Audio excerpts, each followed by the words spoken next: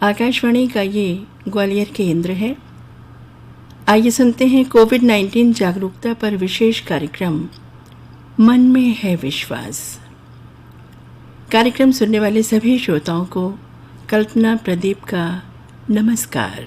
मेरे वतन के लोगों, जरा आँख में भर लो पानी, जो शहीद हुए हैं उनकी जरा याद करो कुर्बानी। हे मेरे वतन के लोगों, जरा आँख में भर लो। सर्वप्रथम आज बलिदान दिवस पर हम अपने शहीदों को नमन करते हैं। तुम भूल न जाओ उनको, इसलिए सुनो ये कहानी, जो शहीद हुए हैं उनकी जरा याद करो कुर्बानी।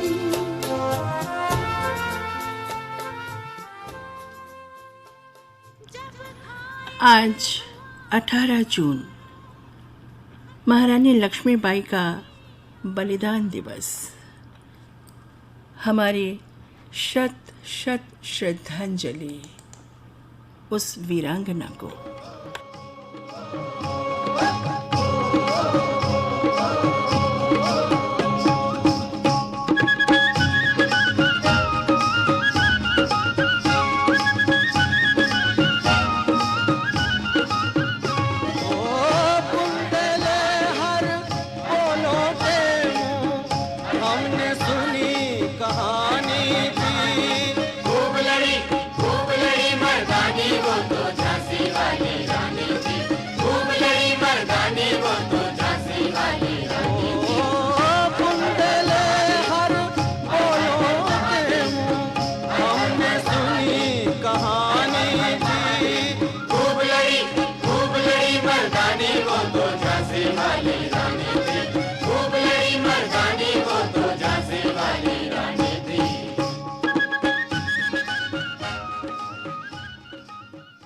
श्रोताओं, कोविड-19 पर ये विशेष कार्यक्रम मन में है विश्वास आप रोज सुनते हैं।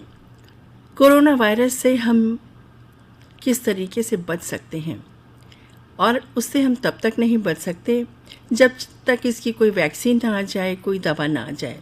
और तब तक हमारा अपना काम होता है कि उससे कैसे बचाव रख सकते हैं, उसका पूरा ख्याल रखें। और इन सब बचाव की जितनी भी बातें होती हैं, मसलन मास्क लगाना, सोशल डिस्टेंसिंग वगैरह वगैरह, आप सब बहुत अच्छी तरीके से अब तक समझ चुके हैं। श्रोताओं, अपने इस कार्यक्रम में कैसा ये समय चल रहा है, हमें क्या करना है, कैसे रहना है, हम बहुत सारे लोगों से आपकी बातचीत जो हम करते हैं आपको सुनवाते हैं। और इसी क्रम में आज हम आपको पहले सुनवा रहे हैं समाज सेवी श्री शिवांग त्रिवेदी से की गई ये बातचीत, और उसके बाद हम आपको मिलवाएंगे ग्वालियर के वरिष्ठ संगीतकार डॉक्टर पी.एल. गोहतकर से बातचीत। पहले समाज सेवी शिवांग त्रिवेदी हैं ये। श्रोताओं, लाइन पर हमारे साथ इस वक्त हैं शिवांग त्रिवेदी जी। आप समाज सेवी हैं, बहुत कुछ कर रहे हैं और इनकी अपनी एक संस्था है। सबसे पहले तो शिवांग जी, आकाशवाणी ग्वालियर की ओर से मैं कल्पना प्रदीप आपका बहुत बहुत स्वागत कर रही हूँ। नमस्कार। नमस्कार मैडम।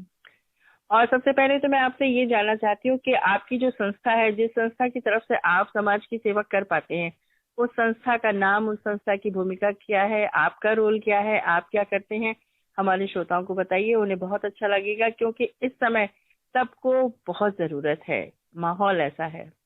जी जी जी मैडम, हमारी जो संस्था का नाम है रॉबिन हुड आर्मी। रॉबिन हमारी जो आर्मी। जी जी अच्छा। हमारी जो ऑर्गेनाइजेशन है वो जीरो फंडेड है। हम किसी से कोई भी रुपए की डिमांड नहीं करते हैं, ना ही हम कभी किसी को रुपए देते हैं। अच्छा। ये पूरा जो ऑर्गेनाइजेशन है वॉलेंटियर बेस्ड ऑर्गेनाइजेशन है। और ये हम ग्वालियर में पिछले 1.5 साल से रन कर रहे हैं। अच्छा। जी, हमारा बेसिकली काम क्या है कि जो वेस्टेज फूड होता है, जो सरप्लस फूड होता है, हम्म।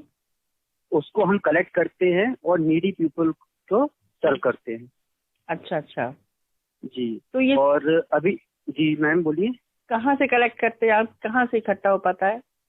जी, जैसे कि शादी पार्टी या फिर बैंक्वेट हॉल्स, होटल्स, यहाँ पर हमारे कॉन्टैक्ट्स हैं और जैसे ही उनके पास सरप्लस फूड होता है, अब शादी पार्टी में 500 लोगों का खाना बनाते हैं तो जरूरी नहीं है कि 500 लोग पूरे खा के ही जाएं। बहुत सी ऐसी जगह होती है कि 500 की जगह वो 600 का बनवाते हैं या 700 का बनवाते हैं, तो वहां से वो हमें काफी अच्छा अमाउंट में फूड मिल जाता है जो कि अच्छा फूड होता है। तो वो हम फूड कलेक्ट करके नीडी पीपल तक सर्व करते हैं। ठीक है। अब जैसे आपने बताया कि शादी पार्टीज होती हैं, होटल्स होते हैं, वहाँ पे जो भी खाना बच जाता है आप वहाँ से इकट्ठा कर लेते हैं और जरूरतमंदों तक पहुँचा देते हैं। लेकिन आजकल का जो माहौल चल रहा है, ना शादियाँ हो रही हैं और अगर हो भी रही हैं तो 2-4 लोगों में ही संपन्न हो जाती है, तो इतना खाना बनने का कोई प्रश्न ही नहीं उठता है ना। जी जी जी। और होटल्स में भी होटल सब बंद हैं, और जब अब लॉकडाउन खुला है, कुछ खुले भी हैं तो होम डिलीवरी है, और उसमें भी लोग कम से कम लेते ही नहीं है। ज्यादा से ज्यादा सब इतने डरे हुए हैं कि घर में ही कुछ बना करके या जैसे जो भी हो जाता है कर लेते हैं। तो ऐसे में आपको कुछ भी कहाँ मिल पाता होगा, क्या करते हैं आप? जी मैडम, क्या हुआ है इसके लिए कि एक जी जो लोग रोज कमाने वाले हैं, रोज खाने वाले हैं, और ना वो ठीक से अभी कमा भी नहीं पा रहे हैं, तो और जी उनको जी जरूरत भी खाना तो सबको चाहिए, तो फिर उनकी व्यवस्था कैसे हो पाती है? जी मैडम, उसके लिए क्या है ना कि हम हर साल मिशन रखते हैं। पिछली साल 15 अगस्त को हमने मिशन 5 रखा था। इस साल हमने 15 अगस्त तक, 1 जुलाई से लेकर 15 अगस्त तक 1.5 महीने तक हमारी कंटिन्यूसली ड्राइव चलेगी, जिसमें कि हम कच्चा राशन उनको प्रोवाइड करेंगे। वो जो कच्चा राशन होगा, जैसे कि आटा, चावल, दाल, ये सब चीजें रहेंगी उसमें, और वो हम जाकर जो आसपास के गांव में और स्लम्स एरिया है, जो नीडी पीपल हैं, उन तक हम पहुंचाएंगे। तो ये और सोशल डिस्टेंसिंग का पूरा जी। कच्चा जो अनाज है, कच्चा जो आटा दाल चावल मिलेगा, वो आपको कौन देगा? जी, जैसे कि हमने इसका एक नाम हल्का सा, अगर मैं आपको एक लाइन बताऊं, लोगों से लेकर लोगों तक, जो लोग हैं जैसे कि आप हैं या फिर और भी जो अच्छी समृद्ध परिवार के लोग हैं, जो कि अपने हिसाब से देना चाहते हैं, वो दें, कंट्रीब्यूट करें हमारे साथ। उसके बाद हम उनसे उनके घर पर ही जाके वो ग्रेन कलेक्ट करेंगे, फिर हम जाके स्लम्स एरिया में, विलेजेस में जाके डिस्ट्रीब्यूट करेंगे। अच्छा, तो आपको ये कैसे पता चलेगा कि कोई आपको देना चाह रहा है? आपने इस तरीके की कोई कुछ पब्लिसिटी करके रखी है? क्योंकि आपको कोई देना चाह भी रहा है मान लीजिए, तो उसको पता ही नहीं है कि आप ले रहे हैं, आप कलेक्ट कर रहे हैं, आप कुछ ऐसा कर रहे हैं, तो लोगों को पता कैसे चलेगा कि आप ऐसा कुछ कर रहे हैं? जी मैडम, क्या है कि यहाँ पर पूरे ग्वालियर में हमारे अराउंड 500 वॉलेंटियर्स हैं। वॉलेंटियर्स को हम रॉबिन्स कहते हैं।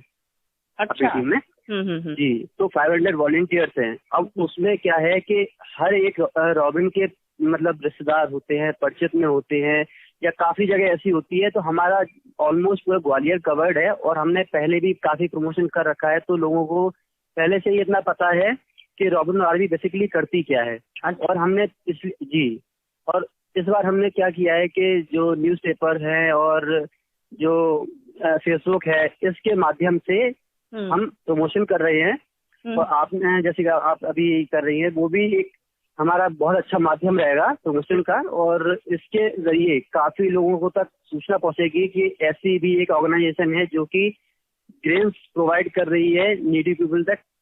इसमें क्या होगा कि जिनको जरूरत है ना, वो भी हम तक अप्रोच कर सकते हैं, और जो देना चाहते हैं वो भी हम तक अप्रोच कर सकते हैं। बहुत सही, बहुत सही जी। आप ये बताइए कि आपने बहुत अच्छी व्यवस्था कर रखी है कि एक जगह से लेना और दूसरी जगह तक पहुंचाना, ठीक है जी। तो जी। और इसमें आपके साथ आपने रॉबिन हुड आर्मी आपकी है ना, तो इस आर्मी में आपके बहुत सारे लोग आपके साथ हैं, तो लोगों का समय भी लगता होगा इस समय, भाई कलेक्ट करेंगे, लेंगे, देंगे, सब करेंगे, तो समय तो लगता ही है ना। तो जी बिल्कुल। क्या उन लोगों को, जो लोग ये समय दे रहे हैं, अपना वक्त दे रहे हैं, उनको अगर क्या वो कुछ चाहते हैं कि उनको किसी भी तरीके से उनको कुछ रुपए मिले या कोई और सुविधा मिले, और अगर वो चाहते हैं उनको आप क्या दे पाते हैं? जी हम उनको बस एक ही चीज दे पाते हैं, सुकून की नींद। ओह, अच्छा अच्छा। जी बिल्कुल। क्या है कि जब मैंने भी ज्वाइन किया था तो क्या है कि मैं भी एक स्टूडेंट ही रह चुका हूँ।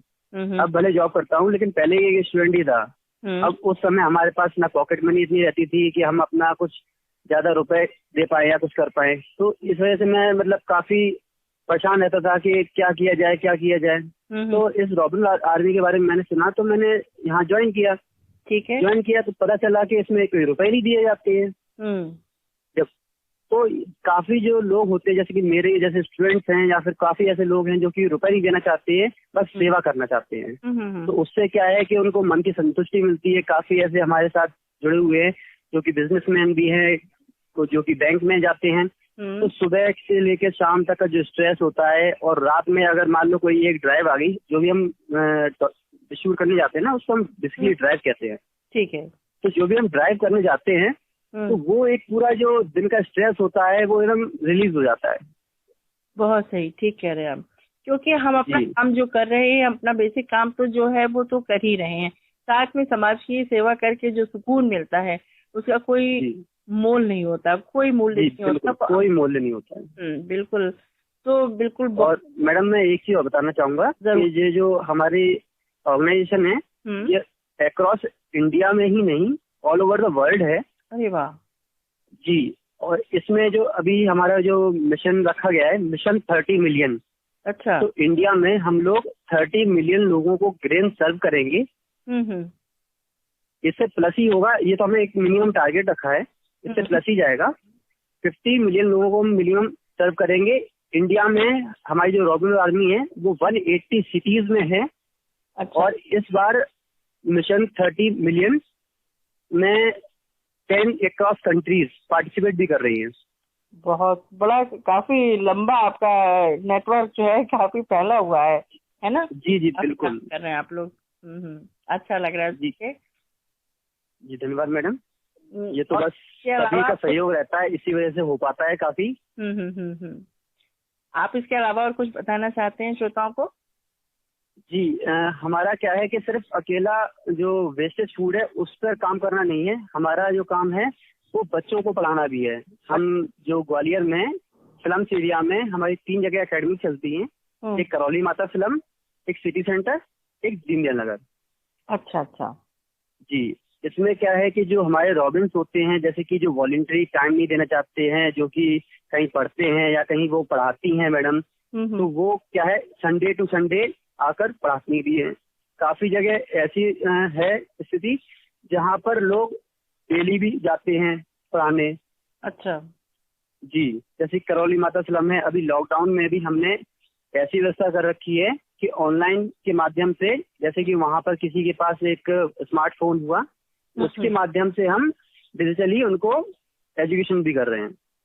अच्छा, तो जिनको आप पढ़ा रहे हैं, मतलब वो लोग जिनको पढ़ा रहे हैं, तो उनके पास भी तो स्मार्टफोन होना चाहिए, सारी सुविधाएं होनी चाहिए, तभी वो पढ़ पाएंगे। जी बिल्कुल। तो उन लोगों के पास क्या इतनी सुविधाएं हैं?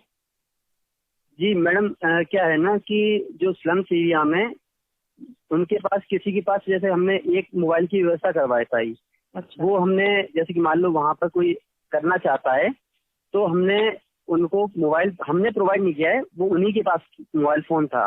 तो हमने उसमें जो जूम ऐप है उसके माध्यम से, जैसे कभी कनेक्ट नहीं हो पाता है तो हमने कभी व्हाट्सएप कॉल के जरिए ये हम प्रोवाइड करवा रहे हैं कि उनको डेली बेसिस पे अभी स्टडी उनकी कंटिन्यू रहे, कि कभी ब्रेक ना हो उनकी स्टडी में।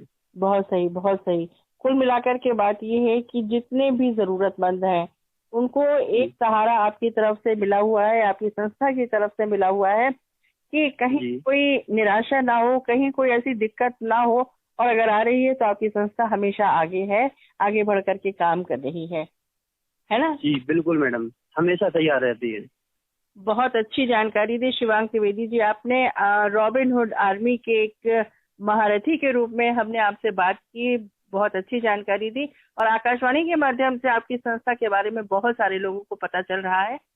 आपको जानकारी बहुत बहुत धन्यवाद मैडम। संस्था को चलाने के लिए, संस्था से जुड़े रहने के लिए और एक नेक बहुत अच्छा काम करने के लिए आकाशवाणी आपको बहुत बहुत धन्यवाद दे रहा है। नमस्कार जी, बहुत बहुत धन्यवाद। नमस्कार मैडम। श्री शिवांक त्रिवेदी से इस बातचीत के बाद गाला वृषि की नगरी ग्वालियर, संगीत की नगरी ग्वालियर और इस समय वरिष्ठ संगीतकार डॉक्टर P.L. गोहदकर जी से बात करना बहुत ज़रूरी है। आजकल के माहौल में संगीतकारों के लिए बात करने के लिए हमने इनसे फ़ोन पर बात की, आपको सुना रहे हैं। संगीत की नगरी ग्वालियर में बहुत खास नाम है संगीतकार, शास्त्रीय संगीत के विद्वान श्री P.L. गोहदकर जी का। और सर, आकाशवाणी ग्वालियर की ओर से मैं कल्पना प्रदीप आपका बहुत बहुत स्वागत कर रही हूँ। नमस्कार। धन्यवाद। नमस्कार। और आपसे ये जानना चाहती हूँ कि आजकल ये जो कोरोना वायरस इतना फैला हुआ है, एक अलग तरीके का माहौल बना हुआ है, तो इस माहौल में आप किस तरीके से सरवाइव कर पा रहे हैं? क्योंकि आपके इतने ढेर सारे विद्यार्थी, स्टूडेंट्स जिनको आप सिखा रहे हैं, पढ़ा रहे या जो आज हैं आपके पास, और आजकल के माहौल में कैसे एडजस्ट हो पा रहा है, क्या हो पा रहा है सर, कैसे कर पा रहे हैं? सुनो बेटा, ऐसा है कि ये कोविड-19 के मतलब लेकर यदि हम बात करते हैं जी, हाँ, तो अपन दो प्रकार से बात करेंगे, एक सकारात्मक, एक नकारात्मक। अब सकारात्मक पक्ष को यदि लेते हैं जी, तो आज की जो युवा पीढ़ी है, हाँ, होनहार कलाकार जो संगीत में है, उनको अच्छा अवसर मिल रहा है। वो अपने घरों में या किसी संस्था के द्वारा आयोजित ऐसे कार्यक्रम कई जगह हो रहे हैं और मेरे ही बहुत से विद्यार्थियों ने कार्यक्रम दिए और भी लोगों ने दिए, हाँ, फेसबुक पर दिए उन्होंने और मैंने सुने और सभी ने सुने होंगे। हाँ, तो क्या है कि उन लोगों को तो ये अवसर जो मिला है तो वो लोग बड़े संतुष्ट है, क्योंकि उनका आर्थिक पक्ष का कोई इच्छा नहीं रहती उनको तो उनको मौका मिल जाए, गाने को मिल जाए, बजाने को मिल जाए, ये उनकी इच्छा रहती है।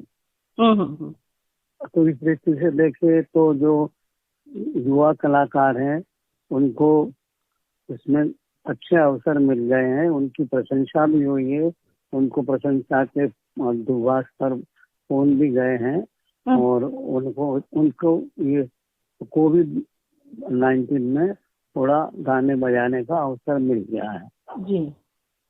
परंतु नकारात्मक पक्ष पर विचार करते हैं तो जो स्थायी कलाकार जिनका मतलब यही पेशा है संगीत का, गायन वादन का, जी जी, हाँ, ऐसे कलाकारों के लिए ये समय बड़ा कष्टप्रद हो गया है, क्योंकि उनका जीवन यापन इसी पर है, कार्यक्रम पर। हाँ, तो अब जब 3 महीने से लगातार बंद हो गया है सब, तो मेरे कुछ मित्र हैं जो इसी प्रोफेशन में केवल कलाकार हैं, वो कहते हैं कब खोलाओगे भैया इसको, कब खोलोगे कोविड-19 को। तो क्या है कि वो आर्थिक दृष्टि से बहुत परेशान हो रहे हैं। बिल्कुल बिल्कुल। हाँ, अच्छे कलाकार, मतलब छोटे नहीं, बड़े बड़े कलाकार भी घर बैठ गए, उनके प्रोग्राम सारे कैंसिल हो गए। हाँ, या ऐसे आ गया कि अभी तो पोस्टपोन कब होगा कह नहीं सकते। तो इस दृष्टि से वो बहुत परेशान। आकाशवाणी भी आजकल उतने कार्यक्रम नहीं दे रही, आपको मालूम होगा। जी जी, जो पहले कार्यक्रम मिलते थे आकाशवाणी पर, वो अब नहीं मिलते, उतनी मतलब संख्या में नहीं मिलती, फ्रीक्वेंसी बहुत कम हो गई है उसकी। हाँ, जो बड़े बड़े कलाकार हैं उनको भी साल में 1 या 2 प्रोग्राम मिलते हैं, बाकी छोटे जो प्रो आर्टिस्ट हैं उनको तो मिल ही नहीं रहे बेचारों को। जी जी, तो ये स्थिति है। मतलब कोविड-19 में जो कलाकारों के दृष्टि से आप पूछ रहे हैं, तो मेरा तो यही पक्ष है कि जो होनहार नए कलाकार हैं उनको तो अच्छा अवसर मिल गया है।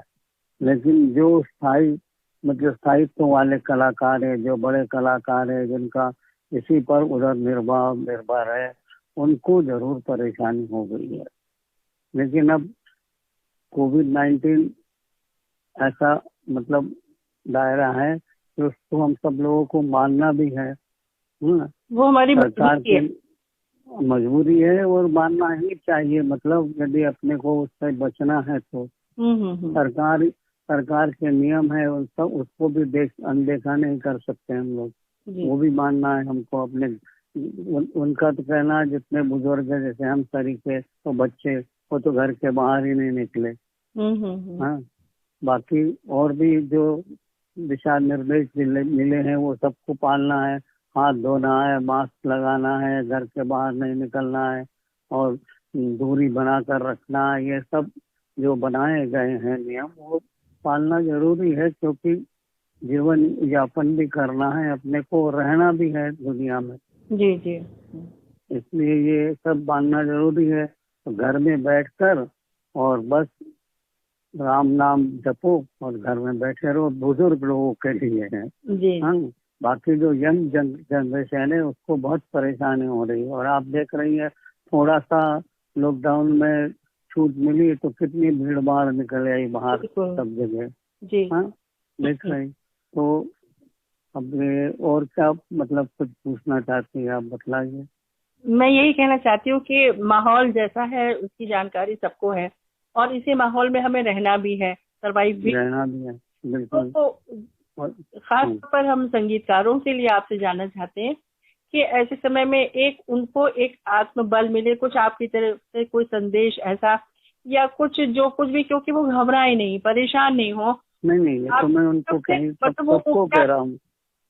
सबको यही मैं अपनी तरफ से निवेदन करूंगा कि वो हौसला बनाए रखे जी। हाँ, और हम यदि नियमों का पालन करते हुए जीवन यापन करेंगे तो हम कोरोना से निश्चित रूप से जीतेंगे। हाँ, समय लगेगा लेकिन अपन निश्चित रूप से उसमें सफल हो जाएंगे, ये मेरा विश्वास है। संगीतकारों के लिए सर रियाज रोज करना बहुत जरूरी होता है ना? होता है ना, ऐसा होता है। तो और जब कई बार घबराहट होती है, मन में परेशानी होती है, तो हाँ बिल्कुल ठीक है, रियाज करने का कई बार मन नहीं करता होगा कि क्या जब कोई प्रॉब्लम। मैंने कहा ना कि जो हो, मैंने पहले आपको निवेदन किया कि जो होनहार कलाकार है उनको तो बहुत अच्छा लग रहा है कि उनको मौका मिल रहा है, लेकिन जो बड़े बड़े कलाकार हैं जिनका जीवन इसी पर निर्भर है, उनको बहुत परेशानी हो रही है, उनका मन नहीं लग रहा रियाज करने में। उनके लिए भी तो सर कुछ ऐसे कुछ शब्द उनके कानों में पड़े जिससे उनको भी आत्मबल मिले आपकी तरफ से, तो उनको भी अच्छा लगेगा, थोड़ी राहत मिलेगी, क्योंकि आत्मबल बहुत बड़ा बल होता है। नहीं तो क्या चाहते हैं आप? हम यही चाहते हैं कि आप कुछ इस तरीके की उनको 2 शब्द कहें कि सुन करके उनको एकदम अच्छा लगे, थोड़ा रिलैक्स मिले। और नहीं, मैं तो घर बैठा हूँ और रोज आधा घंटे अपना रियाज करता ही हूँ। अब मेरी आयु 85 साल की है बेटा जी। हाँ? और आकाशवाणी पर गाते हुए मुझे 62 साल हो गए हैं, 62 ईयर। 60 साल में तो रिटायर हो जाते आप। लेकिन मैं तो अभी भी गा रहा हूँ, आप ही के केंद्र से गाता हूँ। जी जी जी। सबसे पहले मध्य प्रदेश में इंदौर केंद्र सुना, तब से मेरे प्रोग्राम चालू हुए हैं, तो अभी तक तो चल रहे हैं। मैं दे भी रहा हूँ जैसा भी बनता है। मैं तो यही कहूँगा कि अपने घर में बैठो, हरि भजन करो और समय का इंतजार करें, अपन निश्चित में सफल होंगे। मैं आपको अच्छी करनी जो करता है उसका फल उसको मिलता ही है हाँ। तो मैं कबीर का भजन आपको सुना देता हूँ। बस मैं यही तो कहने, आपने तो हमारे मुंह की बात छीन ली। बस मैं यही चाह रही थी कि जब तक कुछ सुन ना लो तब तक चैन नहीं। ठीक है, बहुत अच्छा लगेगा सबको। हरि का नाम जप ले बंदे, सिर पाछे पछताए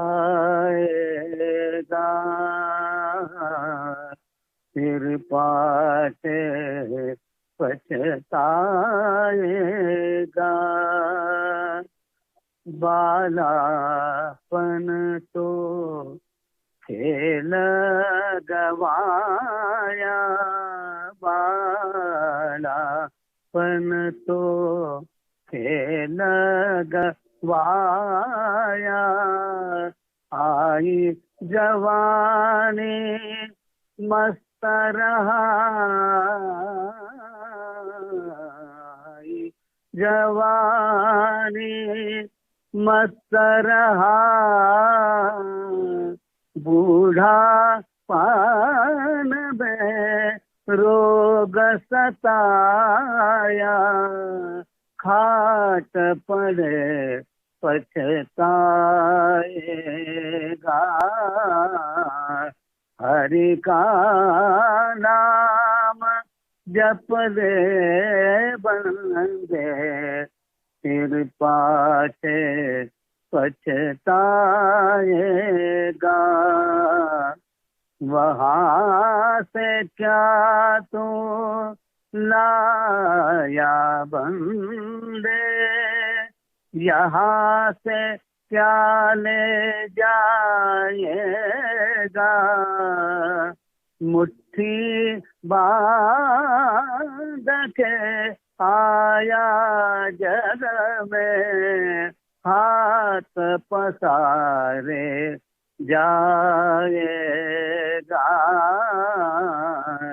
हरि का नाम जप ले बंदे, फिर पाछे पछताएगा।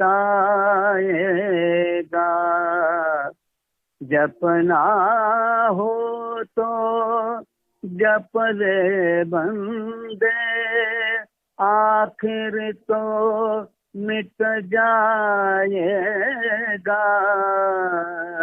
कहे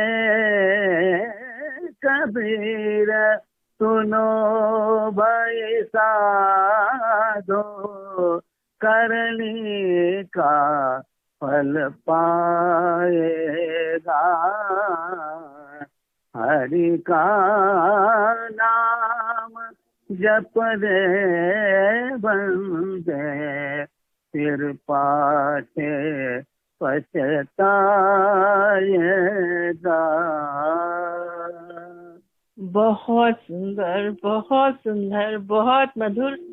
इस उम्र में आपने जैसा कि कहा कि रोज आप आधे घंटे जरूर प्रैक्टिस करती हैं, इतना अच्छा आपने गाया कि उसकी प्रैक्टिस का परिणाम था। बहुत बहुत धन्यवाद सर आपको, बहुत अच्छी बातें आपने बताई, बहुत अच्छा भजन कबीर का सुनाया। बहुत बहुत धन्यवाद दे रही हूँ सर। अगर आप कुछ और कहना चाहते तो। नहीं, बस कुछ नहीं, अब कहना का धैर्य रखे और चलते रहना, बस यही है अपना उद्देश्य। अब कबीर कभी तो सफलता मिलना ही है। हाँ, प्रयत्न से परमेश्वर मिलते हैं। अपन अच्छे काम करते रहेंगे, सरकार के जो निर्देश है उनका पालन करना है और अपने को अपना जीवन यापन करना है। यही सबके लिए मेरा मतलब संदेश, उपदेश जो भी है वो है। आपके आशीर्वचन हम सब के साथ हैं। बहुत अच्छा लगा बात करके। धन्यवाद धन्यवाद। बहुत वरिष्ठ संगीतकार डॉक्टर P.L. गोहदकर जी से हमने बातचीत की और आपको सुनवाई। और श्रोताओं, अब आज के इस कार्यक्रम का समय समाप्त हो रहा है। आज बलिदान दिवस पर एक बार फिर हम अपने सभी शहीदों को श्रद्धा सुमन अर्पित करते हैं और आज का ये प्रोग्राम खत्म करते हैं।